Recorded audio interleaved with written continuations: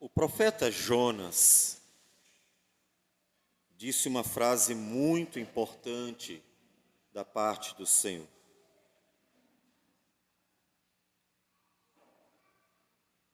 Quando ele estava no ventre do peixe e depois de ter orado ao Senhor,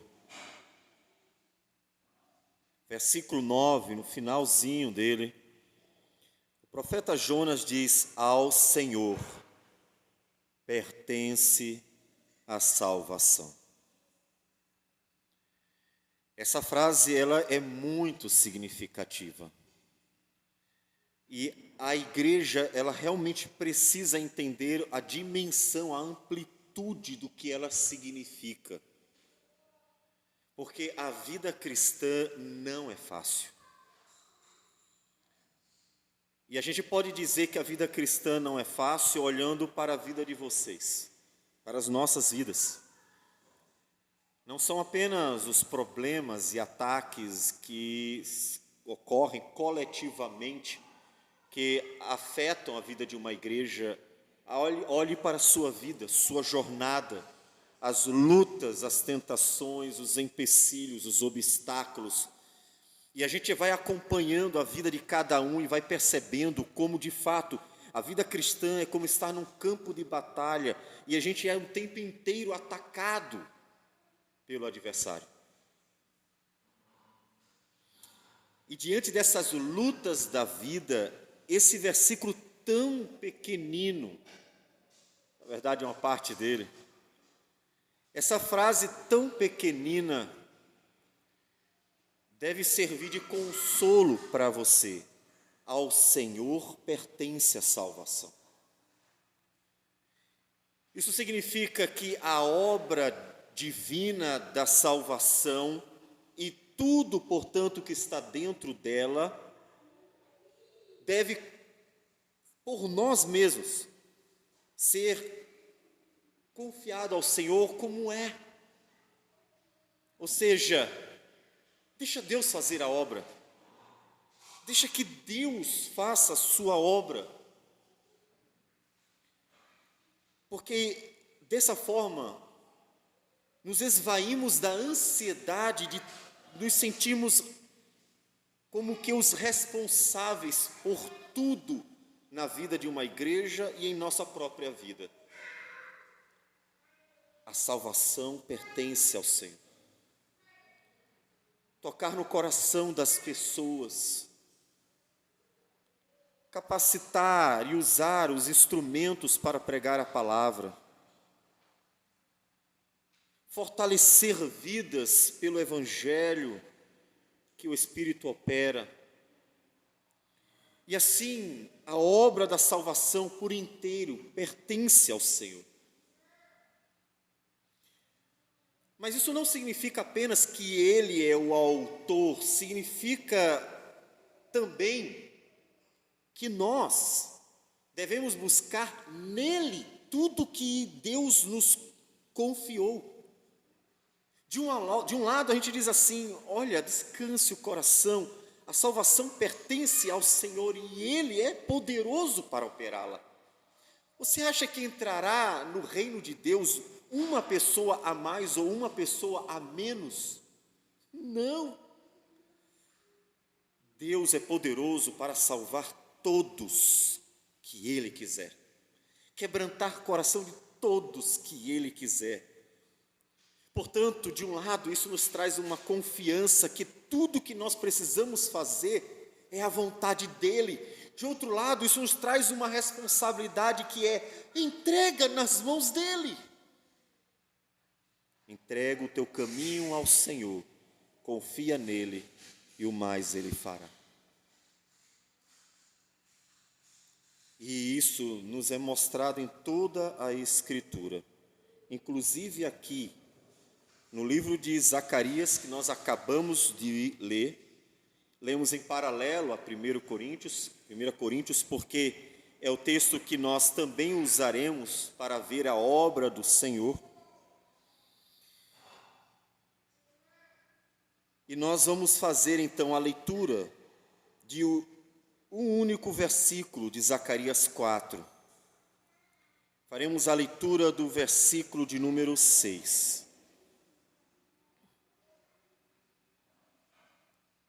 O versículo 6 de Zacarias 4 diz o seguinte: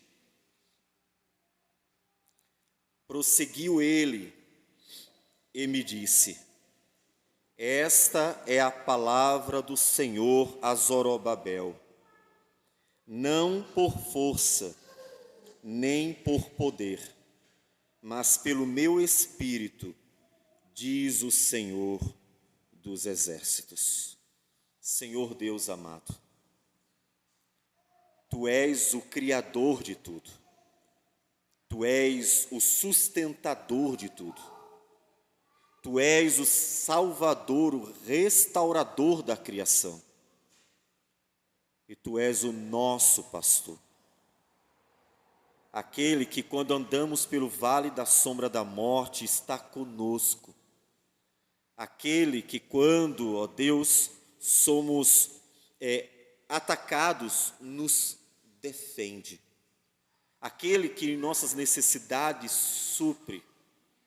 Aquele que conduz pelo caminho em que devemos andar. Portanto, dependemos de Ti em tudo. E por isso, Senhor Deus, que nós colocamos as nossas vidas nas Tuas mãos, porque sem Ti nada podemos fazer. E não é diferente nesse momento. Precisamos do Teu Santo Espírito falando pela Tua santa palavra. Precisamos de corações quebrantados, para que ela, Senhor Deus, faça morada em nós, a Tua palavra. Então pedimos que o Senhor opere e sejamos abençoados, Senhor Deus. Sejamos abençoados como igreja do Senhor, fortalecidos para a jornada, para as lutas do dia a dia, para que, ó Deus, também consigamos viver em Ti, para Ti, testemunhando a Tua glória todos os nossos dias.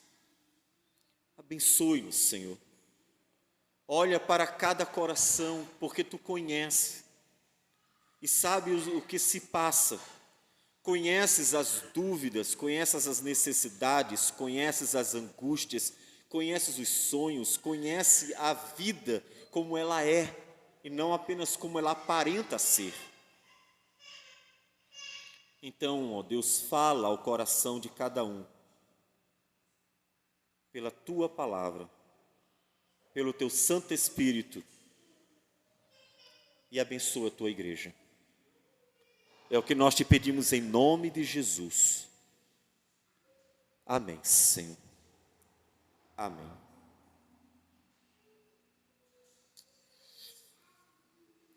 Nós já falamos diversas vezes, repetimos, o contexto do profeta Zacarias é o retorno do cativeiro da Babilônia.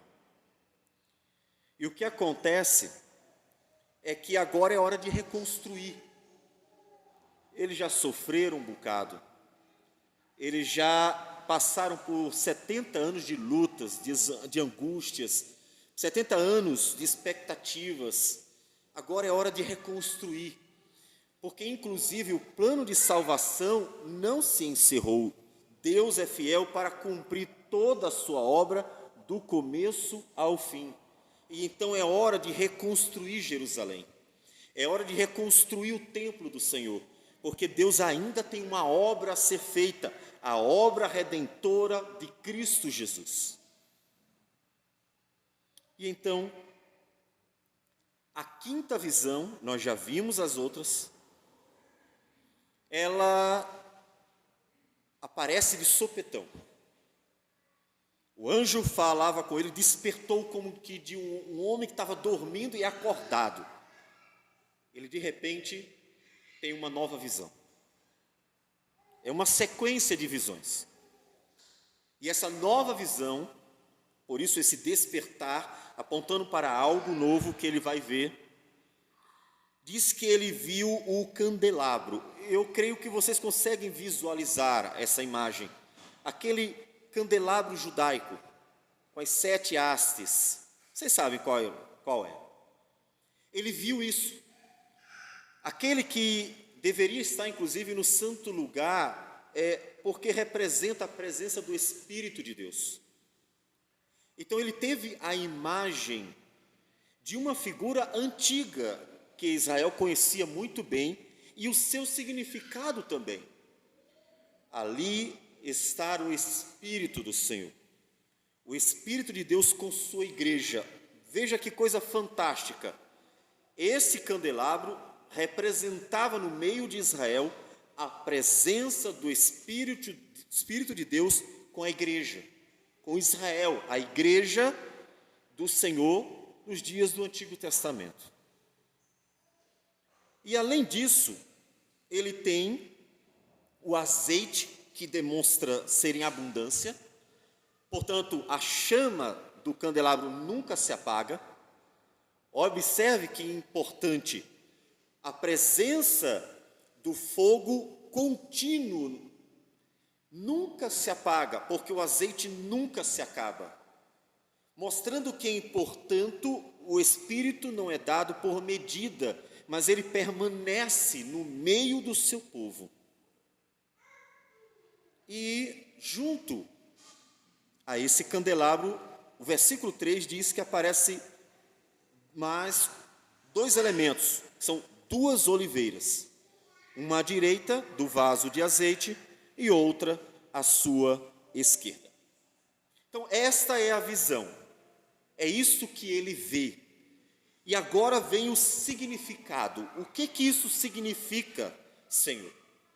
Lembre-se que nós temos falado, o profeta Zacarias está vivendo no seu tempo, falando a mesma língua que naquele momento a visão está sendo dada, porque todas as vezes que os anjos do Senhor apareceram para homens de Deus, sempre falaram na língua deles, portanto, eles estão aqui conversando na mesma língua, ele está vivendo um momento, mas ele não compreende o que significa.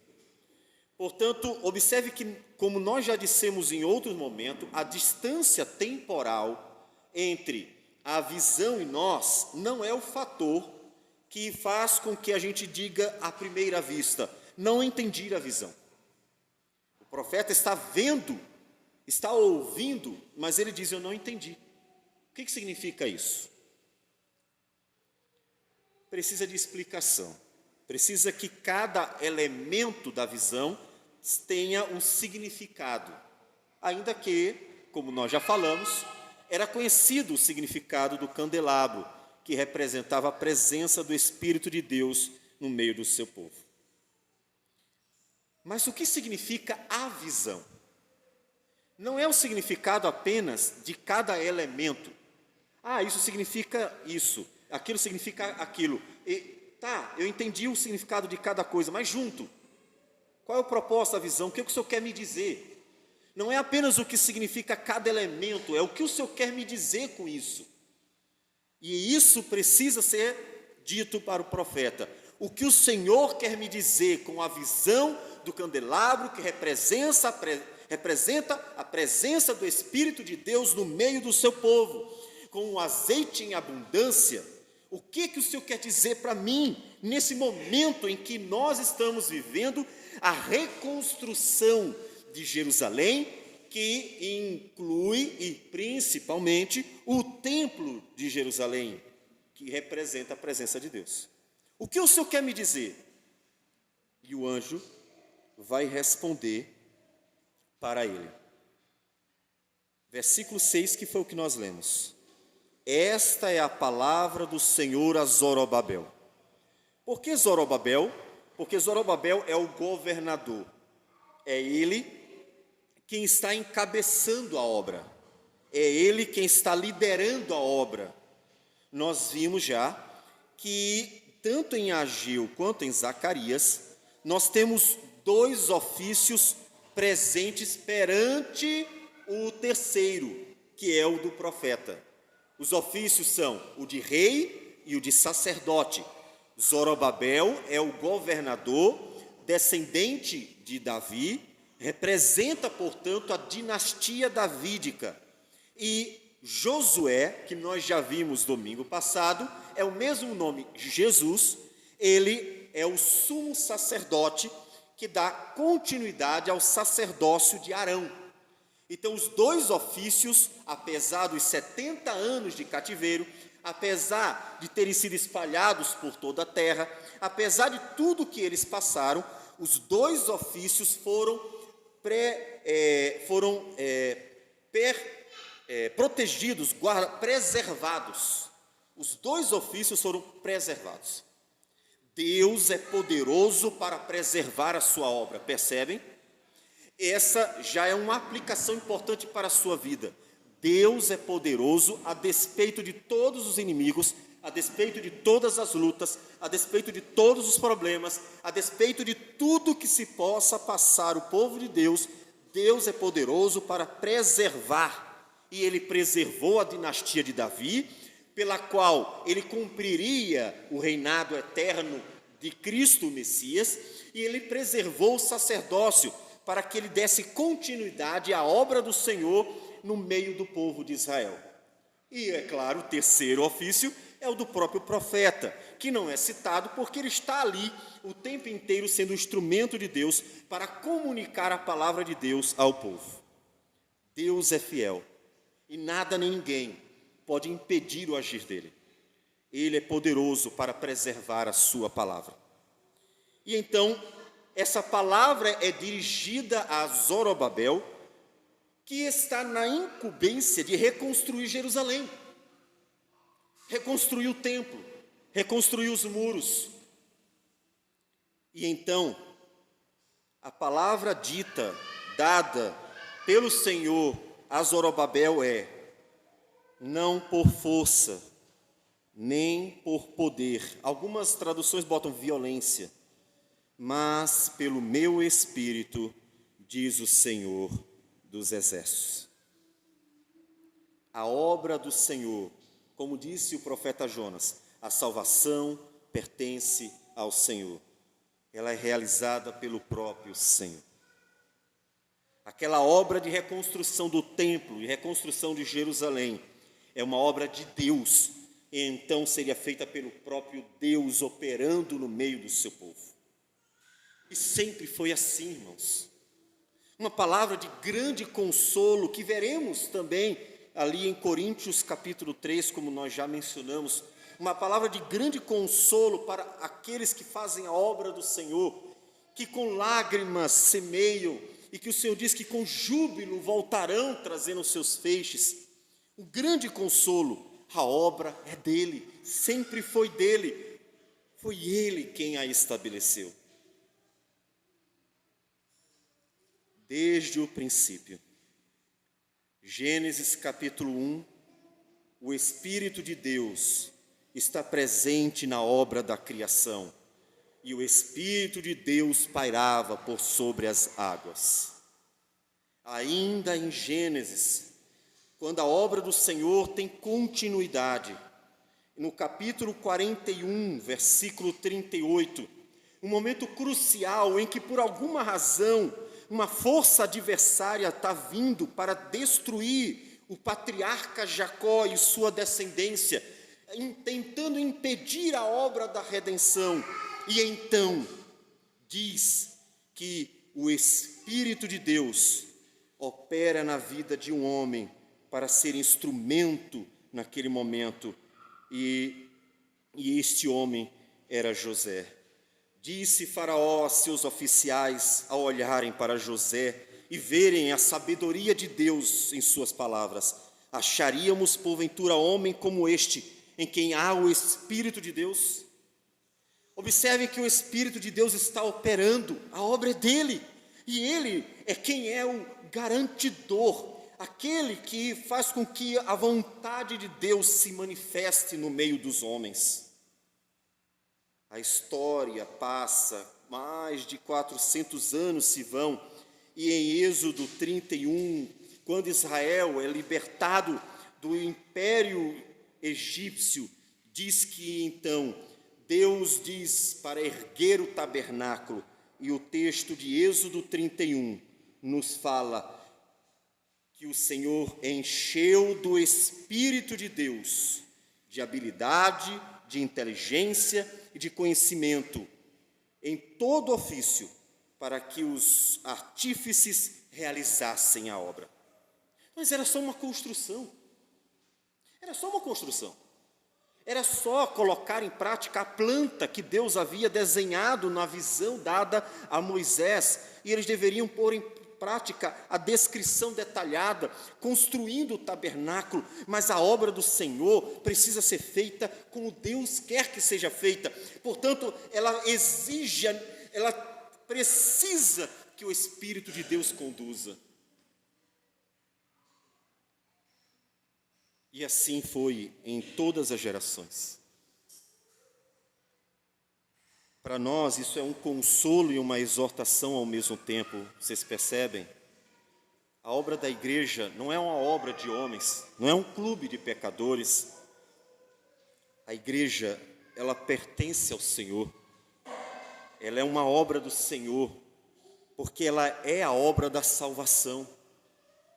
O fruto da obra redentora de Cristo é a igreja. O fruto da obra do Calvário é a igreja.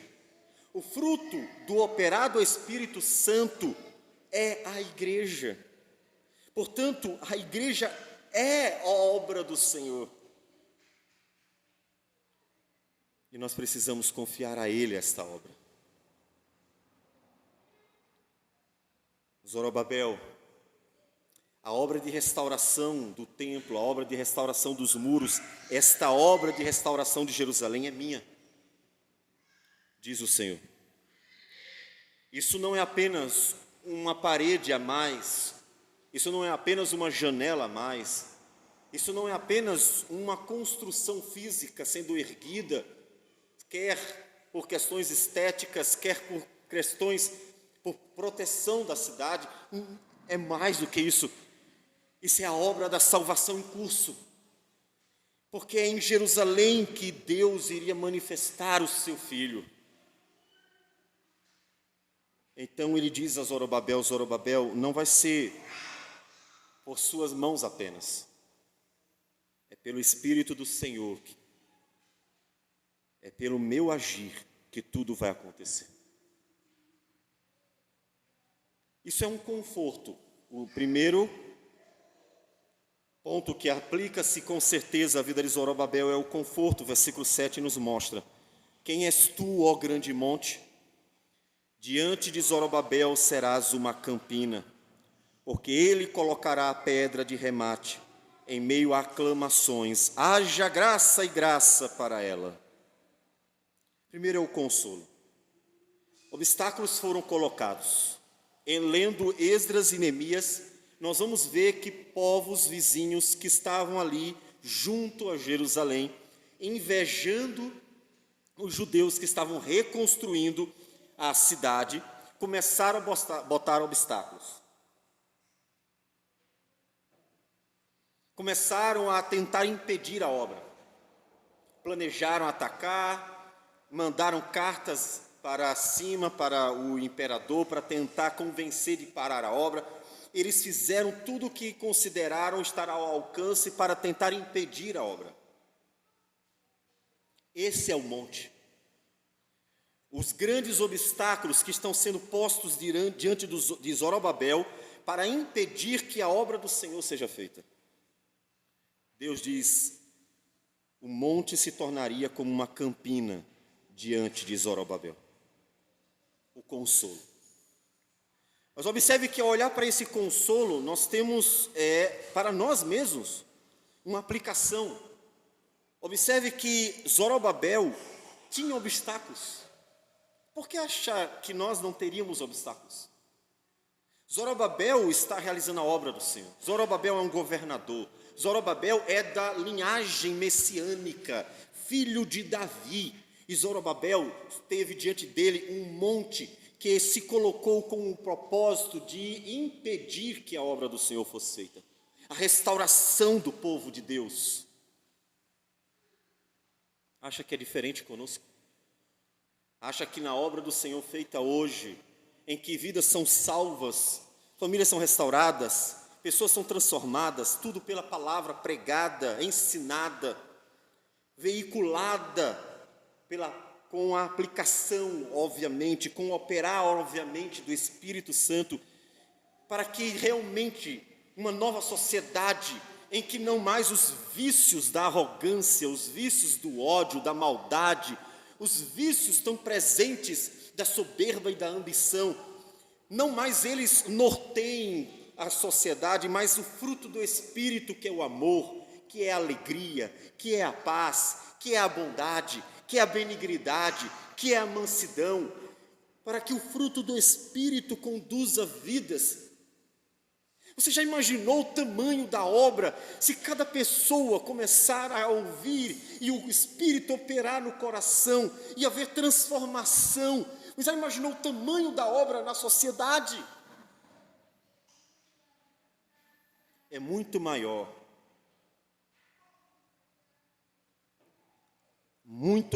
do que o construir de um templo e de muros nos dias de Zorobabel, porque nós vivemos a plenitude dos tempos. Uma obra extraordinária. Se aquela obra, que ainda era uma sombra da realidade, que ainda era algo que apontava para a verdadeira obra de Cristo, que ainda era algo passado, que um dia iria cair por terra quando Cristo viesse, se esta obra, se esta obra encontrou um monte grande que se coloca em seu meio para obstacular, quantos empecilhos acha que encontraremos durante o curso da obra, da pregação da palavra, para que vidas sejam libertas pelo poder gracioso de Deus? Quantos obstáculos, quantos inimigos, quantos adversários, quantos problemas. Mas o consolo é que Deus promete para Zorobabel: você vai concluir a obra. Já imaginou você levantando uma casa e vendo problemas como falta de dinheiro, obstáculos do tempo, clima chuvoso, por exemplo, e talvez até outros tipos de empecilhos, como ladrões querendo roubar material, uma série de obstáculos, e você está tentando levantar uma casa, mas de repente Deus diz assim: você vai concluir essa casa. Isso dá um ânimo para você, uma motivação para você. Apesar dos obstáculos, Deus me prometeu, a casa vai ser concluída. E Zorobabel recebe este ânimo, esta motivação: você vai concluir. A pedra de remate, que é a última pedra, aquela pedra que fica lá em cima, aquela pedra que é o final de uma obra. A ideia é: você que colocou a primeira pedra, o fundamento lá embaixo, também colocará a última. E aí a gente pode dar continuidade, versículo 8 e 9 diz: novamente me veio a palavra do Senhor, dizendo: as mãos de Zorobabel lançaram os fundamentos desta casa, elas mesmas a acabarão, para que saibais que o Senhor dos exércitos é quem me enviou a vós outros. Zorobabel, eu sei que não está fácil, mas você que colocou a primeira pedra vai colocar a última também. Você começou a obra e eu garanto, você vai concluí-la. A igreja precisa desse conforto de Deus. A igreja precisa disso.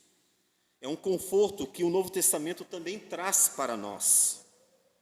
A certeza de que a obra pertence ao Senhor ainda é uma promessa para nós.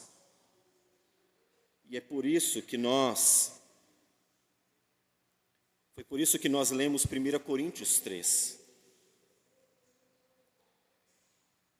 Quando nós chegamos em 1 Coríntios 3, o apóstolo Paulo trata a igreja como um prédio, ou até como uma planta.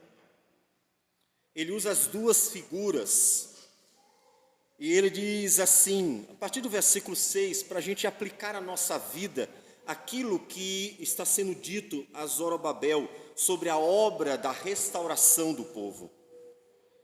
O apóstolo Paulo diz no versículo 6, eu plantei, Apolo regou, mas o crescimento veio de Deus. Observem, um lançou a semente, o outro regou para que ela pudesse crescer, mas quem garante que a obra vai para frente é o próprio Deus. Zorobabel estava ali plantando, Zorobabel estava trabalhando, Zorobabel estava realizando a obra da restauração. Mas Deus é que lhe dá a garantia, esta obra vai ser concluída. Deus dá o crescimento. Portanto, qual é o nosso papel nesta obra? É simplesmente realizar aquilo que Deus colocou as nossas mãos para fazer. O versículo 9, ele diz, porque de Deus somos cooperadores. Ou seja, está falando do ministério da pregação da palavra, porque ele não está se referindo apenas ao apostolado. Apolo não era apóstolo, mas era um pregador. Então ele está se referindo ao ministério da própria pregação da palavra, não só o apostolado. Ele diz, somos cooperadores de Deus, estamos fazendo a obra de Deus. Paulo plantou, porque Paulo, como apóstolo, trouxe o fundamento que ele mesmo menciona no versículo 11, porque ninguém pode lançar outro fundamento além do que já foi posto, o qual é Jesus Cristo. Observe, compare com Zorobabel agora. Zorobabel colocou o fundamento, que é a pedra angular, a pedra de esquina, onde o edifício é não só desenhado, mas bem alicerçado. Ele colocou, Paulo diz assim, já foi posta a pedra angular, já foi posto o fundamento, e ele é Jesus Cristo. Não dá para colocar outro fundamento. A igreja, ela é erguida sobre o fundamento Cristo Jesus, e não pode ser outro. E aí Paulo diz, nós somos cooperadores, eu coloquei o fundamento, o que é o Evangelho. Paulo anunciou o Evangelho, e Apolo, como um pregador do Senhor, foi lançando, edificando ou regando, foi dando continuidade a essa obra. Qual é a garantia que eles têm? A obra pertence ao Senhor. Versículo 16. Não sabeis que sois santuário de Deus e que o Espírito de Deus habita em vós? Lembra que o Espírito de Deus manifestou-se no templo de Salomão? A casa encheu-se de fumaça, mostrando a presença de Deus, aprovando a construção do templo para uso do Senhor. Paulo aplica essa figura ou esta sombra à igreja, dizendo, mas é a igreja, vocês é que são o santuário de Deus, e que o Espírito de Deus habita em vocês. Por isso que ele disse no versículo 9, edifício de Deus sois vós, vocês são o edifício. A obra ainda é do Senhor.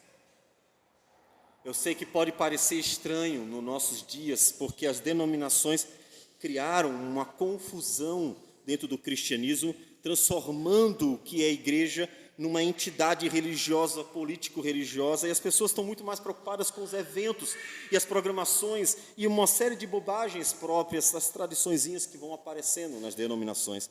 Mas a obra ainda é do Senhor, a igreja ainda é do Senhor. Não duvide, a obra ainda é do Senhor. Portanto, ela ainda tem que ser feita na dependência do Senhor. O conforto é a certeza de que a obra, sendo de Deus, o próprio Deus vai realizá-la. É o próprio Deus que vai tocar no coração de pessoas e elas vão ouvir o Evangelho pregado com fidelidade e vão ser quebrantadas, vão ser tocadas. Pessoas que estavam prontas para destruir sua vida, um suicídio, por exemplo, e vão ser tocadas e vão então ouvir pelo Evangelho a graça, a misericórdia, a nova vida prometida pelo Senhor.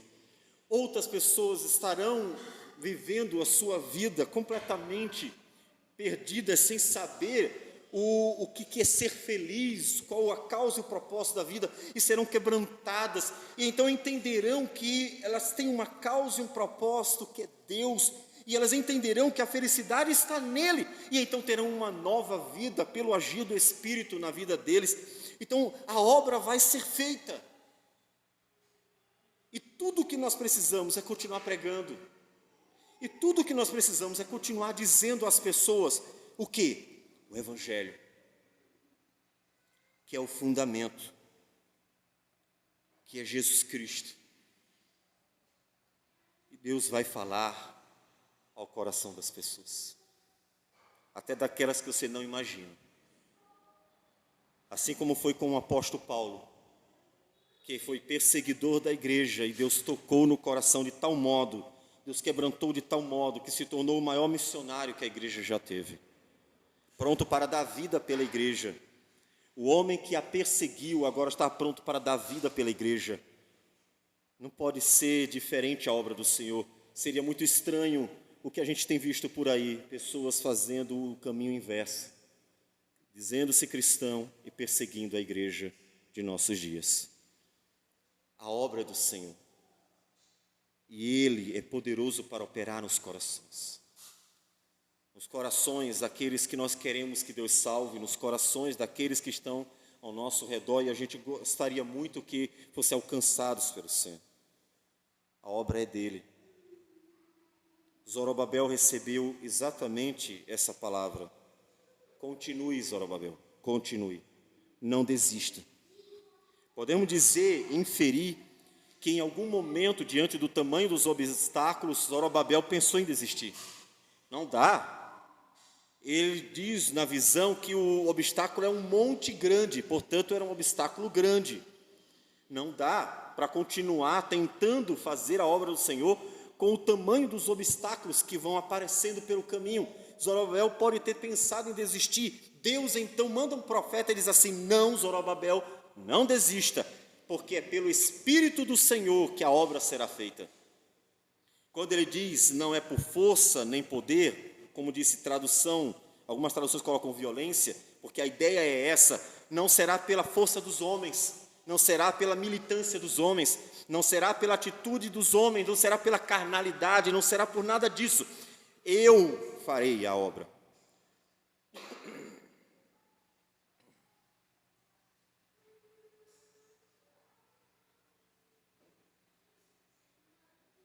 Para que Zorobabel encontrasse ânimo e desse sequência, e não desistisse. Versículo 10, então, ele diz: pois quem despreza o dia dos humildes começos, esse alegrar-se-á vendo o prumo na mão de Zorobabel.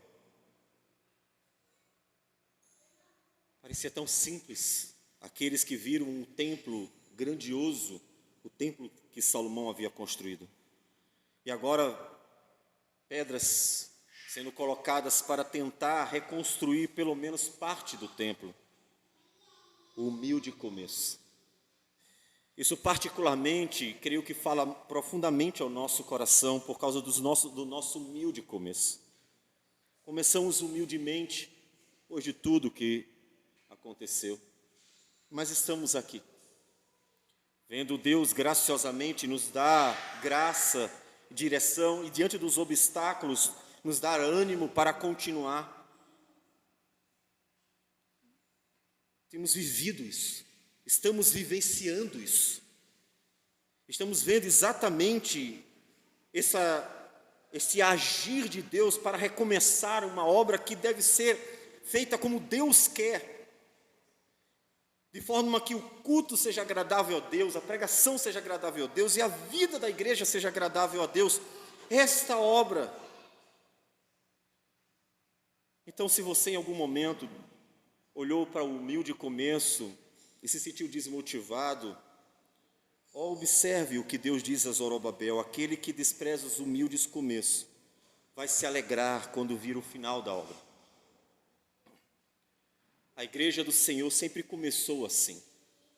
A obra da redenção começa com um homem e uma mulher expulsos do jardim.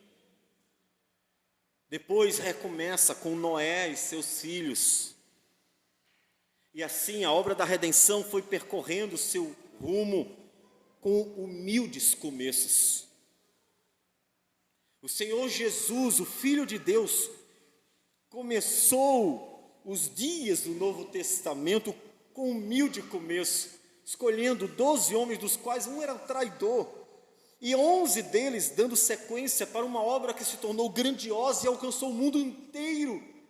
Jesus começou com apenas aqueles homens, os humildes começos. E Deus foi fazendo a obra.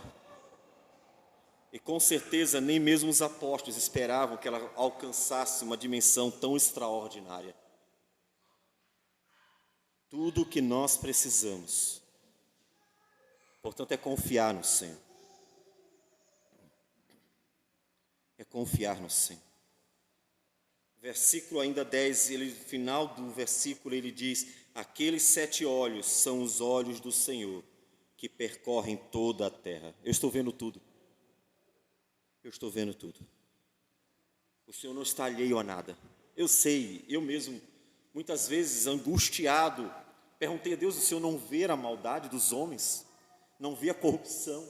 Não vê os enganos, as mentiras, as maldades que fazem? Não vê as coisas que acontecem? Mas o Senhor fala: eu vejo tudo. Mas é que o Senhor tem propósitos em tudo também. Portanto, Zorobabel não deveria esperar um monte ser destruído para continuar a obra. Ele deveria continuar a obra sabendo que o monte seria aplanado no tempo do Senhor. Deus não diz para o seu povo: eu vou facilitar, e aí vocês começam a obra. Deus diz ao seu povo: façam a obra, e eu guerrearei com vocês. A obra da salvação de Gênesis a Apocalipse não fora realizada em nenhuma das suas etapas, em nenhum dos momentos da história foi realizada com Deus facilitando o caminho da igreja. Foi sempre realizada dentro de todas as lutas e as angústias que a igreja tinha que passar, e Deus ia com ela. Salmo 23, versículo 4, Salmo do grande rei de Israel, o homem de onde vem o Messias. Ainda que eu ande pelo vale da sombra da morte, não temerei mal algum, porque tu estás comigo. A tua vara e o teu cajado me consolam. Davi não deveria esperar os inimigos serem derrotados para fazer a obra. Ele deveria fazer a obra sabendo que Deus derrotaria os inimigos em todo o seu decurso. Não é diferente conosco. Não devemos esperar que em nossas vidas tudo seja facilitado para seguirmos em frente. Devemos seguir em frente sabendo que o Senhor estará conosco nos montes elevados e nos vales profundos. Não espere que as coisas fiquem boas para você ir em frente.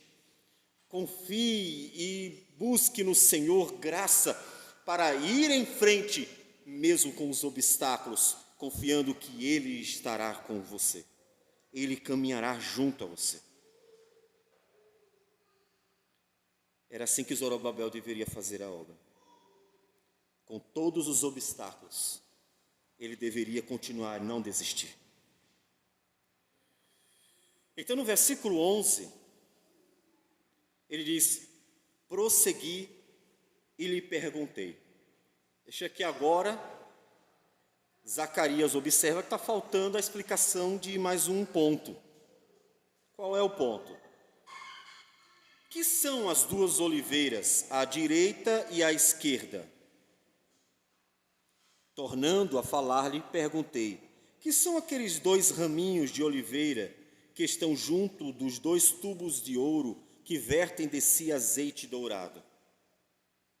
Observem, a visão original é um candelabro, o óleo do azeite, tudo isso representando o Espírito do Senhor permanentemente no meio do seu povo, só que ele viu 2 raminhos de oliveira e não foi explicado nada. O profeta está atento aos detalhes e ele quer entender tudo. E então o versículo 13 diz: ele me respondeu. Observe que no fato do anjo responder a Zacarias, mostra que a intenção de Deus é que compreendamos a palavra. Percebe? Se você em algum momento está meditando na palavra e não entendeu, lembre-se, o propósito de Deus é que você entenda. Por isso que Deus nos diz em Efésios, no capítulo 4, que Ele deu à igreja ministérios que têm esse propósito. Versículo 11 de Efésios 4 diz: e Ele mesmo concedeu uns para apóstolos, outros para profetas, outros para evangelistas, outros para pastores e mestres. Para quê? Com vistas ao aperfeiçoamento dos santos, para o desempenho do seu serviço, para a edificação do corpo de Cristo, até que cheguemos à unidade da fé e do pleno conhecimento do Filho de Deus. Ou seja, qual o propósito? É que a igreja cresça. Por isso que nós não nos cansamos de dar respostas a todas as perguntas. Nós não nos cansamos de pregar todos os dias.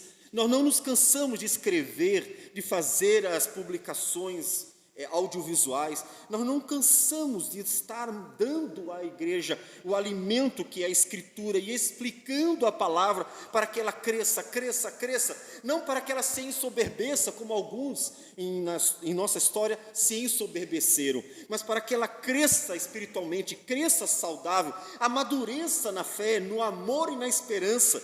Esse é o propósito, para que ela seja bênção e não maldição por aí. O propósito é que entenda. Você está em dúvida? Eu não entendi a leitura da Bíblia, não entendi. Eu não entendi alguma coisa no sermão, eu não entendi alguma coisa que Deus nos fala em sua palavra. Pergunte. O propósito é perguntar. Zacarias pergunta: Senhor, o que é isso? Eu não entendi. O anjo não diz assim: deixa para lá, depois você medita melhor. O anjo responde. O anjo está ali para dar explicações, para fazê-los entender a palavra. Ele dá respostas. E se você quer uma resposta sobre o que você não entendeu na Bíblia, então pergunte. Porque o propósito é que você entenda. Então o anjo respondeu: não sabes o que é isto? Eu disse: não, meu Senhor. Então ele disse: são os 2 ungidos que assistem junto ao Senhor de toda a terra. Quais são os 2 ungidos? Os 2 ungidos nós já mencionamos, que são exatamente o rei e o sacerdote. Lembram? Nós encontramos no início do livro, quando o Senhor nos menciona Zorobabel e Josué. Zorobabel e Josué, os 2 ungidos do Senhor, o rei e o sacerdote. Ageu e Zacarias falam para eles os ofícios do Senhor, os 2 ungidos. A palavra de Deus que é dirigida a Zorobabel também é uma palavra para Josué, o sacerdote. Os 2 ungidos do Senhor assistem, ou seja, servem a Deus diante do Senhor todos os dias. E essa palavra é para eles. É pelo Espírito de Deus que eles realizarão essa obra. É pelo Espírito de Deus que a obra será feita. Não diferente. Assim deve ser tudo que a gente fizer aqui. É claro que não temos mais os ungidos do Senhor, porque Cristo é o último ungido. Cristo é o profeta, é o sacerdote e é o rei. Cristo é o ungido, tanto é que a palavra Cristo significa exatamente ungido. Ele é ungido. mas nele a igreja continua realizando a obra, adorando a Deus nos cultos, ensinando a palavra nos momentos diversos que ela tem, não só na pregação, mas em outros também, e em tudo que a igreja vai fazendo, porque a obra continua, a edificação continua, a propagação do evangelho continua, tudo isso é feito no Senhor Jesus, pelo Espírito do Senhor. Não pode ser diferente. Não pode ser diferente. E por isso, nós precisamos buscar no Senhor, graciosamente, todos os dias, a direção necessária e a capacitação que nós precisamos para a obra. Todos os dias. Senhor, me ajude a pregar por Tua graça, com a sabedoria do alto, para que possa não só entender, mas aplicar a minha e a vida dos outros a Tua palavra. Senhor, nos dá graça para que cantemos a Tua palavra sempre, para que louvemos de todo o nosso coração ao Senhor com cânticos. Dá-nos graça para que cada pessoa envolvida na obra, para ensinar, para fazer alguma coisa dentro da igreja, com o propósito de levar adiante a palavra do Senhor, edificando o povo do Senhor, que faça, capacitado pelo Senhor. Então cada um vai buscando no Senhor graça para isso. Graça. Os dois ungidos que servem ao Senhor precisam do Espírito em seu meio. O Espírito de Deus é que nos dá graça para realizar a obra. Você precisa de graça, diáconos. Precisam de ânimo, precisam de direção, precisam de motivação, precisam de sabedoria. Busquem na palavra do Senhor, pelo Espírito do Senhor. Presbíteros precisam de sabedoria diante das lutas, desafios e obstáculos, precisam de verdadeiro prazer para fazer a obra, então precisam do Espírito do Senhor. Irmãos, em tudo que nós fizermos, precisamos que o Espírito de Deus mova, porque se tudo que move a igreja são as suas tradições denominacionais, como todas elas têm, então são apenas clube de pecadores fazendo bobagens. O que nós precisamos é de uma direção divina para que a obra do Senhor nos conduza, de fato, a uma vida cheia do Espírito, para que o nosso testemunho manifeste a glória de Deus. Então peça, presbíteros, oração, diáconos, oração, irmãos que louvam ao Senhor, conduzam-nos em cântico, a oração, todos, oração, para que na dependência do Senhor possamos fazer a obra do Senhor. Então, Deus cumpriu a sua palavra. Zorobabel não só colocou a primeira, mas a última pedra. E Deus cumpriu a sua palavra dada a ele, concedendo vitória para que a obra do Senhor desse continuidade.